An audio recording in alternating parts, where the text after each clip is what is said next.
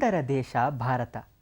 ವಿನಯದಂತೆ ವೀರತೆಯನ್ನು ಸೂಕ್ತ ಸಂದರ್ಭದಲ್ಲಿ ಬಳಸಬಲ್ಲ ಕಲಿಗಳ ನೆಲ. ಈ ಪುಣ್ಯ ಭೂಮಿಯ ವೀರ ಸೇನಾನಿಗಳ ಗಾಥೆ, ಇತಿಹಾಸ, ಇಣುಕುನೋಟ. ನಾನು ನಿಮ್ಮ ಚಿರಂಜೀವಿ ಏಕಮೇವ.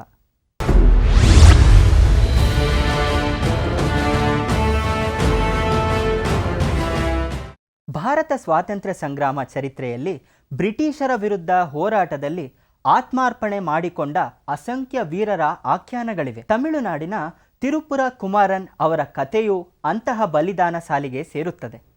ತಮಿಳುನಾಡಿನ ಈರೋಡಿನಲ್ಲಿ ಅಕ್ಟೋಬರ್ 4, 1904ರಲ್ಲಿ ಜನಿಸಿದ ಈತನದ್ದು ನೇಕಾರರ ಕುಟುಂಬ. ಬಡತನದ ಕಾರಣ 5ನೇ ತರಗತಿಯವರೆಗೆ ಶಾಲೆಗೆ ಹೋಗುವ ಅವಕಾಶ ದೊರಕಿತು. ಅನಂತರ ಕುಲಕಸುಬು ನೇಕಾರಿಕೆಯನ್ನು ನೆಚ್ಚಿಕೊಂಡು ಸಂಸಾರ ಹೊಣೆ ಹೊತ್ತುಕೊಂಡರು. ತನ್ನ 19ನೆಯ ವಯಸ್ಸಿನಲ್ಲಿ ಮನೆಯವರ ಆಸೆಯಂತೆ ಮದುವೆಯಾದರು. ಅಷ್ಟು ಹೊತ್ತಿಗೆ ಸ್ಥಳೀಯ ನೇಯ್ಗೆಯ ಗಿರಣಿಯಲ್ಲಿ ಕೆಲಸವೊಂದು ದೊರಕಿತ್ತು. ಭಾರತದಲ್ಲಿ ಸ್ವಾತಂತ್ರ್ಯ ಚಳುವಳಿಗಳು ವೇಗ ಪಡೆಯುತ್ತಿದ್ದ ಕಾಲವದು. ಗಾಂಧೀಜಿಯವರ ಕರೆಗೆ ಓಗೊಟ್ಟು ಅನೇಕರು ಸಂಗ್ರಾಮದಲ್ಲಿ ಭಾಗವಹಿಸಲು ಉತ್ಸುಕರಾದರು. ತಿರುಪುರ ಕುಮಾರನ್ ಕೂಡ ಅವರಲ್ಲೊಬ್ಬ. ಈತ ಗಾಂಧೀಜಿಯವರ ಎಲ್ಲ ಬಹಿರಂಗ ಸಭೆಗಳಲ್ಲೂ ಪಾಲ್ಗೊಳ್ಳಲು ಹಾತೊರೆಯುತ್ತಿದ್ದ. ಕುಮಾರನ್ ಅವರ ಪರಿವಾರ ಇದಕ್ಕೆ ವಿರೋಧವೊಡ್ಡಿತು.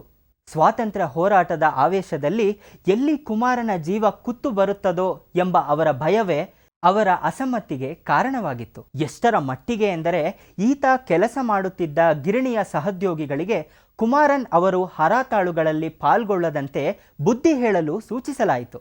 ರಭಸದಲ್ಲಿ ಹರಿಯುವ ನದಿಗೆ ತಡೆಗೋಡೆ ಹಾಕುವುದು ಸುಲಭದ ಮಾತಲ್ಲ. ಹಾಗೆಯೇ ನರನಾಡಿಗಳಲ್ಲೂ ದೇಶ ಪ್ರೇಮವನ್ನು ಹೊಂದಿದ್ದ ತಿರುಪುರ ಕುಮಾರನ್ ಯಾವ ಪ್ರತಿರೋಧಕ್ಕೂ ಬಗ್ಗದೆ ನಿರಶನಗಳಲ್ಲಿ ನಿರಂತರವಾಗಿ ಭಾಗಿಯಾದ. ದೇಶಬಂಧು ಯುವಪಡೆಯನ್ನು ಸ್ಥಾಪಿಸಿ ತಮಿಳುನಾಡಿನ ಯುವಕರನ್ನು ಸ್ವಾತಂತ್ರ್ಯ ಸಂಗ್ರಾಮಕ್ಕೆ ಸೆಳೆಯುವಲ್ಲಿ ಸಫಲನಾದ. ಹದಿಹರೆಯದ ಯುವಕರಲ್ಲಿ ಸ್ವಾತಂತ್ರ್ಯ ದೀಪವನ್ನು ಬೆಳಗಿಸಿ ದಾಸ್ಯದ ಕತ್ತಲೆಯನ್ನು ಕರಗಿಸಲು ಶ್ರಮವಹಿಸಿದ. ಇದರ ಫಲಿತಾಂಶವೆಂದರೆ ಲೆಕ್ಕವಿಲ್ಲದಷ್ಟು ಯುವಕರು ತಮಿಳುನಾಡಿನ ಎಲ್ಲೆಡೆ ಚಳುವಳಿಗಳ ಮೂಲಕ ಬ್ರಿಟಿಷರಿಗೆ ಬಿಸಿ ಮುಟ್ಟಿಸಿದರು. 1932ರಲ್ಲಿ ಬಾಂಬೆಯ ಬಹಿರಂಗ ಸಭೆಯೊಂದರಲ್ಲಿ ಗಾಂಧೀಜಿಯವರು ಪಾಲ್ಗೊಳ್ಳಲು ವ್ಯವಸ್ಥೆ ಮಾಡಿಕೊಳ್ಳಲಾಗಿತ್ತು. ಬ್ರಿಟಿಷರು ಸಭೆಯನ್ನು ತಡೆಯಲು ಗಾಂಧೀಜಿಯವರನ್ನು ಬಂಧಿಸಿದರು. ಆಂಗ್ಲರ ಈ ನಡೆಯಿಂದ ದೇಶಭಕ್ತರ ಆಕ್ರೋಶ ಭುಗಿಲೆದ್ದಿತ್ತು. ಪರಕೀಯರ ಶೋಷಣೆಯ ವಿರುದ್ಧ ದೇಶದಾದ್ಯಂತ ಪ್ರತಿಭಟನೆ ನಡೆದವು. ತಿರುಪುರದಲ್ಲಿ ತ್ಯಾಗಿ PS ಸುಂದರಂ ಅವರ ನೇತೃತ್ವದಲ್ಲಿ ರಾಷ್ಟ್ರಪ್ರೇಮಿಗಳ ದಂಡು ತ್ರಿವರ್ಣ ಧ್ವಜವನ್ನು ಹಿಡಿದು ಪ್ರತಿಭಟನೆ ಹೊರಟಿತು. ಅದರಲ್ಲಿ ತಿರುಪುರ ಕುಮಾರನ್ ಕೂಡ ಇದ್ದನು. ಚಳುವಳಿಯನ್ನು ಚದುರಿಸಲು ಪೊಲೀಸರು ಲಾಠಿ ಪ್ರಹಾರ ಮಾಡಿದರು. ಆದರೆ ರಾಷ್ಟ್ರಧ್ವಜ ಹಿಡಿದಿದ್ದ ಕುಮಾರನ್ ಪ್ರತಿಭಟನೆಯಿಂದ ಹಿಂದಕ್ಕೆ ಸರಿಯಲಿಲ್ಲ. ಪರಿಣಾಮವಾಗಿ ಬ್ರಿಟಿಷರು ಲಾಠಿ ಏಟುಗಳ ಪ್ರಹಾರ ಈತನ ಮೇಲಾಯಿತು. ಆಂಗ್ಲ ಸೇವಕರ ಇಂತಹ ತೀವ್ರವಾದ ದಾಳಿಯಿಂದ ತಿರುಪುರ ಕುಮಾರನ್ ಜರ್ಜರಿತನಾದ. ಆದರೂ ಕೈಯಲ್ಲಿದ್ದ ಪತಾಕೆಯನ್ನು ನೆಲಕ್ಕೆ ಬೀಳದಂತೆ ಅದನ್ನು ಅಪ್ಪಿಕೊಂಡು ಕುಸಿದು ಬಿದ್ದ. ಕುಸಿದವನು ಮತ್ತೆ ಏಳಲೇ ಇಲ್ಲ. ಹೌದು, ತಿರುಪುರ ಕುಮಾರನ್ ಹುತಾತ್ಮನಾಗಿದ್ದ. ಸ್ವಾತಂತ್ರ್ಯ ಹೋರಾಟದ ಜ್ಯೋತಿಯೊಂದು ಭಾರತಾಂಬೆಯ ಪ್ರಭಾವಳಿ ಸೇರಿತು. ಕೇವಲ 27 ವರ್ಷದ ಯುವಕನ ತ್ಯಾಗವನ್ನು ಇಂದಿಗೂ ತಮಿಳುನಾಡಿನ ಜನ ಕೊಡಿ ಕಥಾ ಕುಮಾರನ್ ಅಂದರೆ ರಾಷ್ಟ್ರಧ್ವಜವನ್ನು ಕಾಪಾಡಿದ ಕುಮಾರನ್ ಎಂಬ ಅಭಿದಾನ ನೀಡಿ ಸ್ಮರಿಸುತ್ತಾರೆ. ಕುಮಾರನ್ನಂತೆಯೇ ಎಳೆಯ ವಯಸ್ಸಿನಲ್ಲಿ ದೇಶಕ್ಕಾಗಿ ಪ್ರಾಣ ತೆತ್ತ ಅತ್ಯಂತ ಕಿರಿಯ ಪ್ರಾಯದ ಹುಡುಗ ಬಾಜಿರೌಟ್ನ ಕಥೆಯೂ ಕೂಡ ಒಂದು.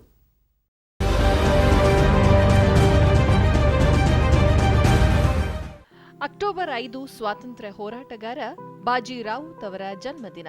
1926ರಲ್ಲಿ ಒಡಿಶಾದ ಧೇನ್ಕನಾಲ್ನ ನೀಲಕಾಂತಪುರ ಗ್ರಾಮದಲ್ಲಿ ಜನಿಸಿದ ಅವರು ತಮ್ಮ 12ನೇ ವಯಸ್ಸಿನಲ್ಲೇ ಬ್ರಿಟಿಷ್ ಮತ್ತು ಪೊಲೀಸರ ವಿರುದ್ಧ ಧೈರ್ಯ ಸಾಹಸದ ಪ್ರದರ್ಶನ ಮಾಡಿದರು. ಬ್ರಾಹ್ಮಣಿ ನದಿಯ ನೀಲಕಾಂತಪುರ ಘಟ್ಟದ ಮೇಲೆ ಪೊಲೀಸರು ಮತ್ತು ಸೇನೆಯ ಚಲನವಲನಗಳ ಮೇಲೆ ಕಣ್ಣಿಡುವ ಜವಾಬ್ದಾರಿ ನೋಡಿಕೊಳ್ಳುತ್ತಿದ್ದ ಅವರು 1938 ಅಕ್ಟೋಬರ್ 10ರ ರಾತ್ರಿ ಪೊಲೀಸರು ಮತ್ತು ಸೈನಿಕರು ನದಿ ದಾಟಲು ಪ್ರಯತ್ನಿಸಿದಾಗ ಗ್ರಾಮಸ್ಥರನ್ನು ಗಂಟೆಯ ಮೂಲಕ ಎಚ್ಚರಿಸಿದರು. ಈ ವೇಳೆ ಸೈನಿಕರಿಂದ ನಡೆದ ಹಲ್ಲೆಯಿಂದ ತಲೆಗೆ ಗಂಭೀರ ಗಾಯವಾಗಿ ಭಾರೀ ರಕ್ತಸ್ರಾವವಾಗಿದ್ದರಿಂದ ಅದೇ ರಾತ್ರಿ ಸಾವನ್ನಪ್ಪಿದರು.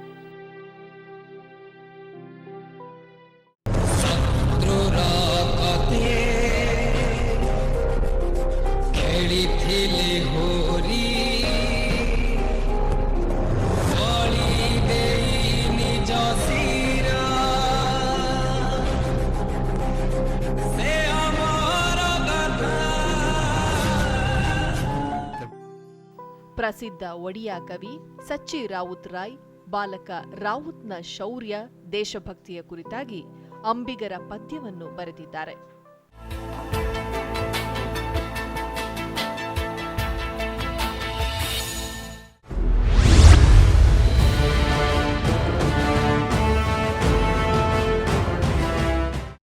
ಇತಿಹಾಸದ ಪುಟಗಳನ್ನೊಮ್ಮೆ ತಿರುವಿ ಹಾಕಿದರೆ ಭಾರತದ ಸ್ವಾತಂತ್ರ್ಯ ಹೋರಾಟದ ಬಹುಭಾಗ ಅಹಿಂಸಾತ್ಮಕ ಚಳುವಳಿ, ನಿರಸನಗಳಿಂದಲೇ ಕೂಡಿದೆ. ಹಾಗಂದ ಮಾತ್ರಕ್ಕೆ ಬ್ರಿಟಿಷರ ಎಲ್ಲ ದಬ್ಬಾಳಿಕೆಗಳನ್ನು ಭಾರತೀಯರು ತುಟಿಕಚ್ಚಿ ಸಹಿಸಿಕೊಂಡವರಲ್ಲ. ಆಂಗ್ಲ ಸರ್ಕಾರದ ಅನ್ಯಾಯವನ್ನು ಪ್ರತಿಭಟಿಸುವ ಆಂದೋಲನಗಳು, ಹಿಂಸೆಯ ರೂಪ ಪಡೆದ ಅನೇಕ ನಿದರ್ಶನಗಳು ಸ್ವಾತಂತ್ರ್ಯ ಸಂಗ್ರಾಮದ ಭಾಗವಾಗಿದೆ. ಅಂತಹ ಒಂದು ಪ್ರಸಂಗ ಚೌರಿ ಚೌರಾ ಘಟನೆ. ಮಹಾತ್ಮ ಗಾಂಧೀಜಿಯವರ ಕರೆ ನೀಡಿದ ಅಸಹಕಾರ ಚಳುವಳಿಗೆ ದೇಶಾದ್ಯಂತ ವ್ಯಾಪಕ ಅನುಮೋದನೆ ದೊರೆಯಿತು.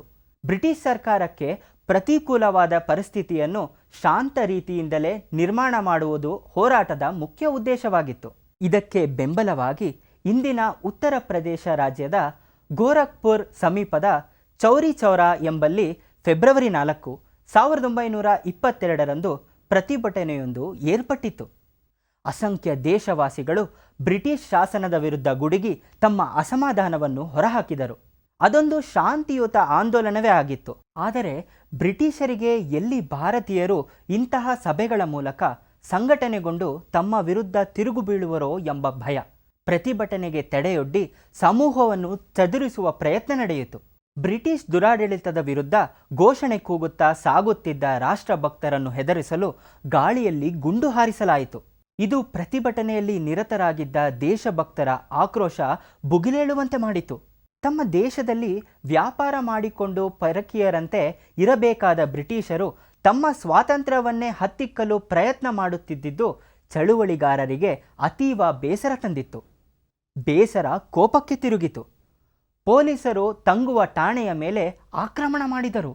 ಭಾರತಾಂಬೆಯನ್ನು ಪರಕೀಯರ ಸೆರೆಯಿಂದ ಬಿಡಿಸಬೇಕೆಂಬ ಉತ್ಸಾಹದಲ್ಲಿ ಬ್ರಿಟಿಷ್ ಆಡಳಿತದ ಕಚೇರಿಯೇ ಆಗಿದ್ದ ಆರಕ್ಷಕ ಠಾಣೆಗೆ ಬೆಂಕಿ ಹಚ್ಚಿದರು. ಪರಿಣಾಮವಾಗಿ ಸುಮಾರು 22 ಸಿಬ್ಬಂದಿ ಸಜೀವ ದಹನವಾದರು ಹಾಗೂ ಅನೇಕ ಮಂದಿಗೆ ಸುಟ್ಟ ಗಾಯಗಳಾದವು. ಅಹಿಂಸೆಯ ಪ್ರವರ್ತಕರಾಗಿದ್ದ ಮಹಾತ್ಮ ಗಾಂಧೀಜಿಯವರಿಗೆ ಚೌರಿ ಚೌರಾದಲ್ಲಿ ನಡೆದ ಘಟನೆ ಮುಜುಗರ ಉಂಟು ಮಾಡಿತು. ಪರೋಕ್ಷವಾಗಿ ತಾನೇ ಘಟನೆಗೆ ಕಾರಣ ಎಂದು ಅವರಿಗೆ ಅನಿಸಿತು. ಇನ್ನು ಅಹಿಂಸಾ ಹಾಗೂ ಶಾಂತ ಮನೋಭಾವ ಪಕ್ವವಾಗಿರದ ಭಾರತೀಯರನ್ನು ಚಳುವಳಿಗೆ ಪ್ರೇರೇಪಿಸಿದ್ದು ತಮ್ಮದೇ ತಪ್ಪು ಎಂದು ನೊಂದುಕೊಂಡರು. ಘಟನೆ ವಿರೋಧಿಸಿ 5 ದಿನಗಳ ಸತ್ಯಾಗ್ರಹ ಕೈಗೊಂಡರು. ಬ್ರಿಟಿಷ್ ಸರ್ಕಾರದ ಕಾನೂನು ವ್ಯವಸ್ಥೆಯ ಸಂಕೇತವಾಗಿದ್ದ ಪೊಲೀಸ್ ಠಾಣೆಯ ಧ್ವಂಸ ಪ್ರಕರಣ ಆಂಗ್ಲರಿಗೆ ತೀವ್ರ ಹಿನ್ನಡೆ ಉಂಟುಮಾಡಿತ್ತು. ಹಾಗಾಗಿ ಚೌರಿ ಚೌರದ ಸುತ್ತಮುತ್ತಲಿನ ಪ್ರದೇಶದಲ್ಲಿ ಬ್ರಿಟಿಷ್ ಸೇನೆಯ ಕಣ್ಗಾವಲು ಇರುವಂತೆ ವ್ಯವಸ್ಥೆ ಮಾಡಲಾಯಿತು. ಸುಮಾರು 225 ಜನರನ್ನು ದಂಗೆ ಹಾಗೂ ಹತ್ಯೆಯ ಆರೋಪದಡಿ ಬಂಧಿಸಲಾಯಿತು. ರಕ್ತಪಾತ ಹರಿಸಿದ ಚೌರಿ ಚೌರಾ ಘಟನೆಯ ನಂತರ ಗಾಂಧೀಜಿಯವರು ಅಸಹಕಾರ ಚಳುವಳಿಯನ್ನು ಹಿಂಪಡೆದರು. ಇದು ಹಲವರ ಅಸಮಾಧಾನಕ್ಕೆ ಕಾರಣವಾಯಿತು. ಅದರಲ್ಲೂ ಕ್ರಾಂತಿಕಾರಿ ಮನೋಭಾವ ಹೊಂದಿದ್ದ ಹೋರಾಟಗಾರರು ಬಾಪೂಜಿಯವರ ಈ ನಿರ್ಧಾರದಿಂದ ಕಾಂಗ್ರೆಸ್ಸಿನಿಂದ ಬೇರ್ಪಟ್ಟಿದ್ದು ಇತಿಹಾಸ. ಸ್ವಾತಂತ್ರ್ಯ ಪೂರ್ವ ಭಾರತದ ಅತ್ಯಂತ ದಾರುಣ ಘಟನೆಗಳಲ್ಲಿ ಚೌರಿ ಚೌರಾ ಘಟನೆಯೂ ಒಂದು. ಮಡಿದ ಪೊಲೀಸರು ಹಾಗೂ ಮರಣದಂಡನೆಯಿಂದ ಹುತಾತ್ಮರಾದ 19 ದೇಶಭಕ್ತರನ್ನು ನೆನಪಿಸುವ ಸ್ಮಾರಕವನ್ನು ಇಂದಿಗೂ ಈ ಪ್ರದೇಶದಲ್ಲಿ ಕಾಣಬಹುದು.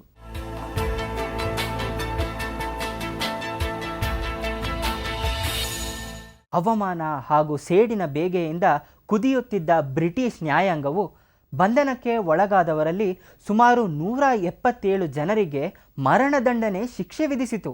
ಆದರೆ ನಂತರದಲ್ಲಿ ಈ ಸಂಖ್ಯೆ 19ಕ್ಕೆ ಇಳಿಯಿತು. ಇದಕ್ಕೆ ಕಾರಣ ಮಹಾಮನ ಎಂದೇ ಖ್ಯಾತರಾದ ಮದನ್ ಮೋಹನ್ ಮಾಳವೀಯ. ಬಂಧಿತರ ಬೆಂಬಲಕ್ಕೆ ನಿಂತು ಬಹುತೇಕರ ಮರಣದಂಡನೆ ಶಿಕ್ಷೆಯನ್ನು ಖುಲಾಸೆ ಮಾಡಿಸುವಲ್ಲಿ ಯಶಸ್ವಿಯಾದ ಅಪ್ರತಿಮ ದೇಶಭಕ್ತ ಮಾಳವೀಯರ ಕತೆ ಇದೀಗ ನಿಮ್ಮ ಮುಂದೆ.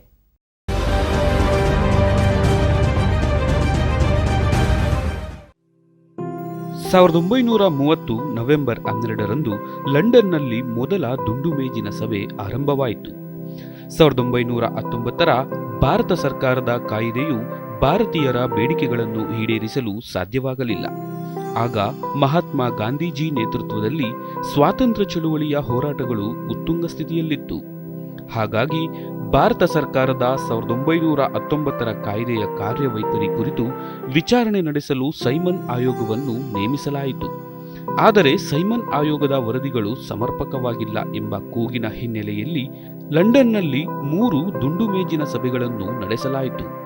1930 ನವೆಂಬರ್ 12ರಿಂದ 1931 ಜನವರಿ 19ರವರೆಗೆ ಚೊಚ್ಚಲ ದುಂಡು ಮೇಜಿನ ಸಭೆ ಆಯೋಜಿಸಲಾಗಿತ್ತು. ಈ ಸಭೆಗೂ ಮುನ್ನ ಮಹಾತ್ಮ ಗಾಂಧೀಜಿ ಅವರು ನಾಗರಿಕ ಅಸಹಕಾರ ಚಳುವಳಿಯನ್ನು ಆರಂಭಿಸಿದ್ದರು. ಇದೇ ಸಂದರ್ಭದಲ್ಲಿ ಮಹಾನ್ ನಾಯಕ ಡಾಕ್ಟರ್ ಬಿ.ಆರ್. ಅಂಬೇಡ್ಕರ್ ಅವರು ದೇಶದಲ್ಲಿ ನಿರ್ಲಕ್ಷ್ಯಕ್ಕೆ ಒಳಗಾಗಿರುವ ವರ್ಗಕ್ಕೆ ಚುನಾವಣಾ ಸ್ಪರ್ಧೆಗೆ ಪ್ರತ್ಯೇಕ ಅವಕಾಶ ಕಲ್ಪಿಸಬೇಕು ಎಂಬ ಒತ್ತಾಯ ಮುಂದಿಟ್ಟರು. ಮೊದಲ ದುಂಡು ಮೇಜಿನ ಸಭೆ ಮುಕ್ತಾಯವಾದ ನಂತರ ವೈಸ್ರಾಯ್ ಲಾರ್ಡ್ ಇರ್ವಿನ್ ಜೊತೆ ಮಾತುಕತೆ ನಡೆಸುವಂತೆ ತೇಜ್ ಬಹದ್ದೂರ್ ಸಪ್ರು ಮತ್ತು ಸಿ.ವೈ. ಚಿಂತಾಮಣಿ ಮಹಾತ್ಮ ಗಾಂಧಿ ಅವರನ್ನು ಮನವಿ ಮಾಡಿದರು. 1931 ಮಾರ್ಚ್ನಲ್ಲಿ ನಡೆದ ಮಾತುಕತೆಯ ಫಲವಾಗಿ ಗಾಂಧಿ ಇರ್ವಿನ್ ಒಪ್ಪಂದಕ್ಕೆ ಸಹಿ ಹಾಕಲಾಯಿತು. ನಾಗರಿಕ ಅಸಹಕಾರ ಚಳುವಳಿ ನಿಲ್ಲಿಸುವುದಾಗಿ ಗಾಂಧೀಜಿ ಒಪ್ಪಿಕೊಂಡರು. ಜೊತೆಗೆ 2ನೇ ಸುತ್ತಿನ ದುಂಡು ಮೇಜಿನ ಸಭೆಯಲ್ಲಿ ಪಾಲ್ಗೊಳ್ಳುವುದಾಗಿ ಸಮ್ಮತಿ ಸೂಚಿಸಿದರು.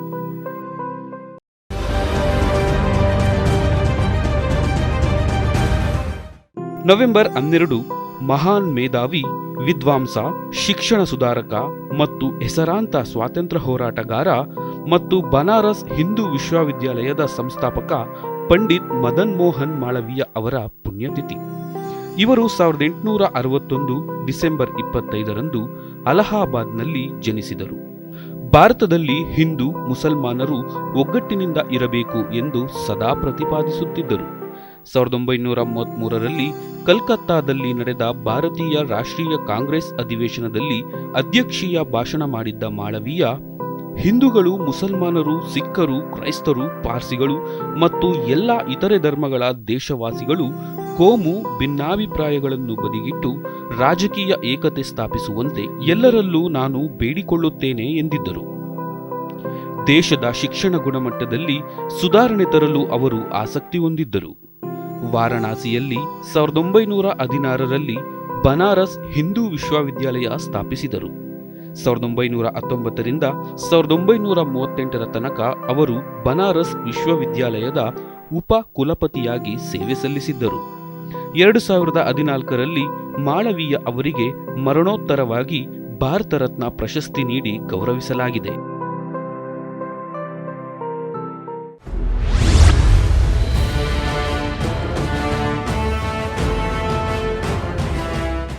ಭಾರತ ಅನೇಕ ಐತಿಹಾಸಿಕ ಘಟನೆಗಳಿಗೆ, ಸಂಘಟನೆಗಳಿಗೆ ಸಾಕ್ಷಿಯಾಗಿದೆ.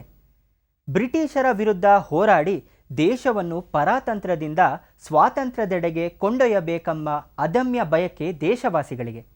ವಿಶೇಷವೆಂದರೆ ದೇಶದ ಹೊರಗೂ ಕೂಡ ಬ್ರಿಟಿಷರನ್ನು ಭಾರತದಿಂದ ಓಡಿಸುವ ಪ್ರಯತ್ನಗಳು ನಿರಂತರವಾಗಿ ನಡೆದವು. ಗದ್ದರ್ ಆಂದೋಲನ ಅಂತಹ ಒಂದು ಹೋರಾಟ. 20ನೇ ಶತಮಾನದ ಮೊದಲ ದಶಕದಲ್ಲಿ ಹಲವಾರು ಭಾರತೀಯರು ವ್ಯಾಸಂಗ ಹಾಗೂ ಉದ್ಯೋಗದ ಸಲುವಾಗಿ ವಿದೇಶಗಳಿಗೆ, ಅದರಲ್ಲೂ ಉತ್ತರ ಅಮೆರಿಕದ ರಾಷ್ಟ್ರಗಳಿಗೆ ವಲಸೆ ಹೋದರು.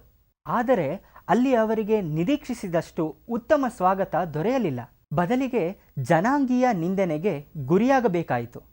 ಭಾರತೀಯರು ಹಾಗೂ ಬ್ರಿಟಿಷರಿಗೆ ನಡೆಯುತ್ತಿದ್ದ ತಿಕ್ಕಾಟ ಹಾಗೂ ಪಾಶ್ಚಿಮಾತ್ಯ ದೇಶಗಳಲ್ಲಿನ ಸಮಾಜವಾದಿ ಪರಿಕಲ್ಪನೆ ಭಾರತದಲ್ಲಿನ ಸ್ವಾತಂತ್ರ್ಯ ಸಂಗ್ರಾಮಕ್ಕೆ ಇಂಬು ನೀಡಬಹುದೆಂಬ ಭಯ ಇದಕ್ಕೆ ಕಾರಣ.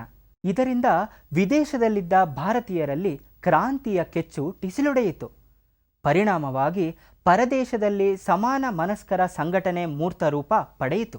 ಉತ್ತರ ಅಮೆರಿಕಾದಲ್ಲಿ ಆರಂಭವಾದ ಈ ಪರಿಕಲ್ಪನೆ ನಂತರ ಯುರೋಪ್ ಹಾಗೂ ಏಷ್ಯಾ ಖಂಡದ ಅನೇಕ ರಾಷ್ಟ್ರಗಳನ್ನು ವ್ಯಾಪಿಸಿತು. ತಾರಕನಾಥ್ ದಾಸ್, ಜಿ.ಡಿ. ಕುಮಾರ್ ರಂತಹ ಧುರೀಣರು ಬೇರೆ ಬೇರೆ ರಾಷ್ಟ್ರಗಳಲ್ಲಿ ವಾಸವಿದ್ದ ಭಾರತೀಯರನ್ನು ಒಂದುಗೂಡಿಸುವಲ್ಲಿ ಪ್ರಯತ್ನ ಮಾಡಿದರು. ನಂತರ ಹಾಂಗ್ಕಾಂಗ್ ಮತ್ತು ಮಲೆಯ ದ್ವೀಪಗಳಲ್ಲಿ ಕೆಲಸ ಮಾಡುತ್ತಿದ್ದ ಭಗವಾನ್ ಸಿಂಗರು ಒಂದೇ ಮಾತರಂ ಎಂಬ ಕರೆ ನೀಡಿ ಕ್ರಾಂತಿಕಾರಿಗಳ ಒಗ್ಗಟ್ಟಿಗೆ ಶ್ರಮಿಸಿದರು. ಗದ್ದರ್ ಚಳುವಳಿಯ ಪ್ರಥಮ ಸಭೆ ಕಾನ್ಸಿ ರೈನ್ರ ನಿವಾಸದಲ್ಲಿ ನಡೆಯಿತು. ಸೋಹನ್ ಸಿಂಗ್ ಬಕ್ನಾ, ಹರ್ನಾಮ್ ಸಿಂಗ್, ಹರ್ದಯಾಳ್ರಂತಹ ಮುತ್ಸದ್ದಿಗಳು ಕಾರ್ಯಕ್ರಮದ ನಾಯಕತ್ವ ವಹಿಸಿದರು. ತಮ್ಮ ಸ್ವಂತ ನೆಲದಲ್ಲಿಯೇ ಸ್ವತಂತ್ರ ನೆಲೆ ಕಂಡುಕೊಳ್ಳದ ಭಾರತೀಯರನ್ನು ಇತರ ದೇಶಗಳು ಹೇಗೆ ಸ್ವಾಗತಿಸುತ್ತದೆ?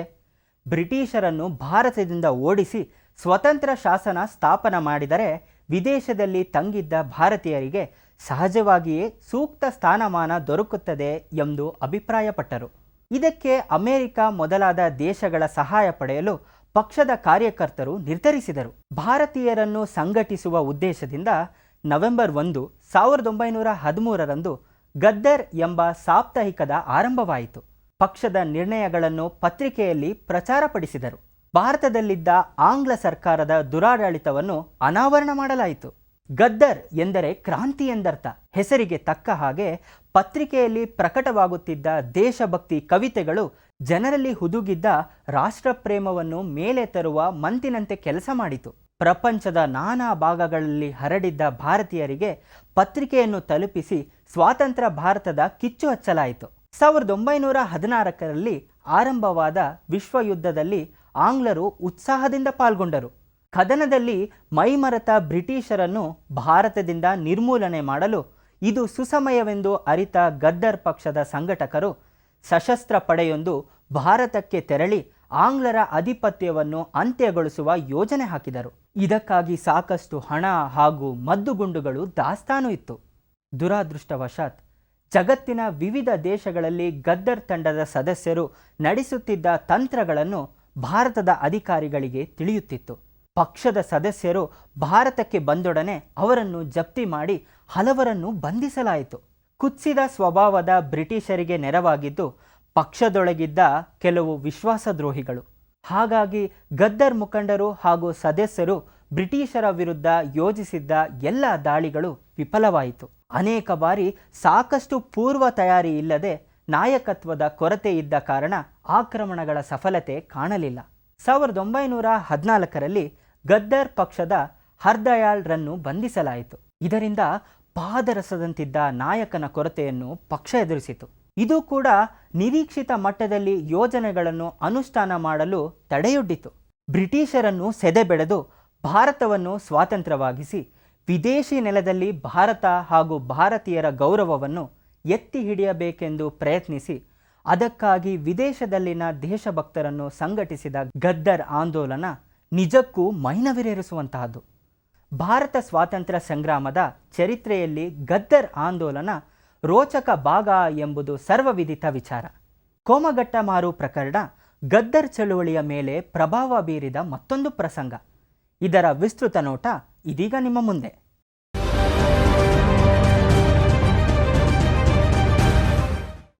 1ನೇ ನವೆಂಬರ್ ಭಾರತ ಸ್ವಾತಂತ್ರ್ಯ ಸಂಗ್ರಾಮದ ಇತಿಹಾಸದಲ್ಲಿ ಬಹಳ ಮುಖ್ಯವಾದುದು. 1913ರ ಇದೇ ದಿನ ಅಮೆರಿಕದ ಸ್ಯಾನ್ ಫ್ರಾನ್ಸಿಸ್ಕೋದಲ್ಲಿ ಯುಗಯುಗಾಂತರ ಆಶ್ರಮದಿಂದ ಹಿಂದೂಸ್ತಾನ್ ಗದರ್ ಎಂಬ ಕ್ರಾಂತಿಕಾರಿ ವಾರಪತ್ರಿಕೆಯ ಪ್ರಕಾಶನ ಪ್ರಾರಂಭವಾಯಿತು.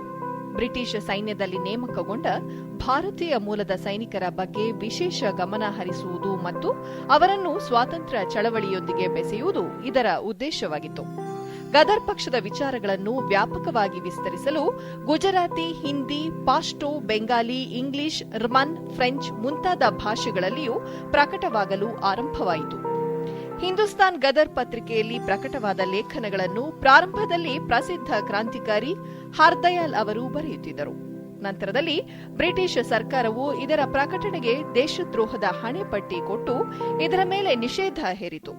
1914ರಲ್ಲಿ ಅಮೆರಿಕ ಸರ್ಕಾರವು ಹರ್ದಯಾಲ್ ಅವರನ್ನು ಬಂಧಿಸಲು ಯೋಚಿಸಿದಾಗ ಪ್ರಕಟಣೆ ಕಾರ್ಯಗಳನ್ನು ರಾಮಚಂದ್ರ, ಭಗವಾನ್ ಸಿಂಗ್ ಮತ್ತು ಮೌಲ್ವಿ ಕತುಲ್ಲಾ ಸೇರಿದಂತೆ ಇತರ ಸದಸ್ಯರಿಗೆ ಒಪ್ಪಿಸಿ ರ್ಮನಿಗೆ ಹೊರಟು ಹೋದರು. ಅವರು ಭಾರತದ ಸ್ವಾತಂತ್ರ್ಯಕ್ಕೆ ಸಂಬಂಧಿಸಿದ ಮಾಹಿತಿಯನ್ನು ಹರಡುವುದನ್ನು ಮುಂದುವರೆಸಿದರು ಮತ್ತು ಭಾರತದಲ್ಲಿ ಬ್ರಿಟಿಷ್ ಆಳ್ವಿಕೆಯ ದೌರ್ಜನ್ಯದ ಬಗ್ಗೆ ಓದುಗರಿಗೆ ತಿಳಿಸಿದರು. ಇತರ ಭಾರತೀಯರು ಪತ್ರಿಕೆಗಳನ್ನು ಮುದ್ರಿಸುವ ಮುದ್ರಣಾಲಯಕ್ಕೆ ಸಹಾಯ ಮಾಡುತ್ತಿದ್ದರು.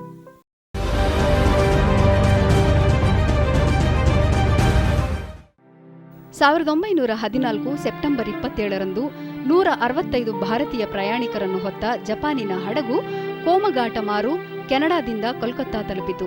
ಹೆಚ್ಚಾಗಿ ಪಂಜಾಬ್ ಪ್ರಾಂತ್ಯಕ್ಕೆ ಸೇರಿದ್ದ ಭಾರತೀಯರು ಈ ಹಡಗಿನ ಮೂಲಕ ಕೆನಡಾಗೆ ವಲಸೆ ಹೋಗಲು ಪ್ರಯತ್ನಿಸಿದರು. ಆದರೆ ಕೆನಡಾ ಹಡಗನ್ನು ಬಂದರಿನಲ್ಲಿ ನಿಲ್ಲಿಸಲು ಅನುಮತಿಸಲಿಲ್ಲ. ಹಡಗು ವಾಪಸ್ ಸೆಪ್ಟೆಂಬರ್ 27ರಂದು ಕೋಲ್ಕತ್ತಾ ತಲುಪಿದಾಗ ಬ್ರಿಟಿಷರು ಹಡಗನ್ನು ಬಂದರಿಗೆ ಪ್ರವೇಶಿಸದಂತೆ ತಡೆದರು. ಪ್ರಯಾಣಿಕರನ್ನು ಕಾನೂನು ಉಲ್ಲಂಘಿಸುವವರು ಮತ್ತು ರಾಜಕೀಯ ಚಳುವಳಿಗಾರರಂತೆ ನಡೆಸಿಕೊಳ್ಳಲಾಯಿತು. ಪೊಲೀಸರು ಹಡಗನ್ನು ಪ್ರವೇಶಿಸಿದ ನಂತರ ನಡೆದ ಸಂಘರ್ಷದಲ್ಲಿ 19 ಪ್ರಯಾಣಿಕರು ಗುಂಡಿಗೆ ಬಲಿಯಾದರು. ಉಳಿದವರನ್ನು ಬಂಧಿಸಲಾಯಿತು.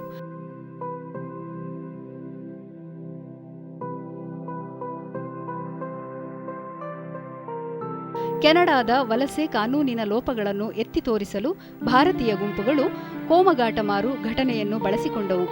ಭಾರತೀಯ ಕ್ರಾಂತಿಕಾರಿ ಸಂಘಟನೆ ಗದರ್ ಪಕ್ಷವು ಬರ್ಕತುಲ್ಲಾ ತಾರಕ್ನಾಥ್ ದಾಸ್ ಮತ್ತು ಸೋಹನ್ ಸಿಂಗ್ ನೇತೃತ್ವದಲ್ಲಿ 1914ರಲ್ಲಿ ಕ್ಯಾಲಿಫೋರ್ನಿಯಾದಲ್ಲಿ ಗದರ್ ಚಳುವಳಿಗಾಗಿ ಭಾರತೀಯ ವಲಸಿಗರನ್ನು ಸಜ್ಜುಗೊಳಿಸಿದರು.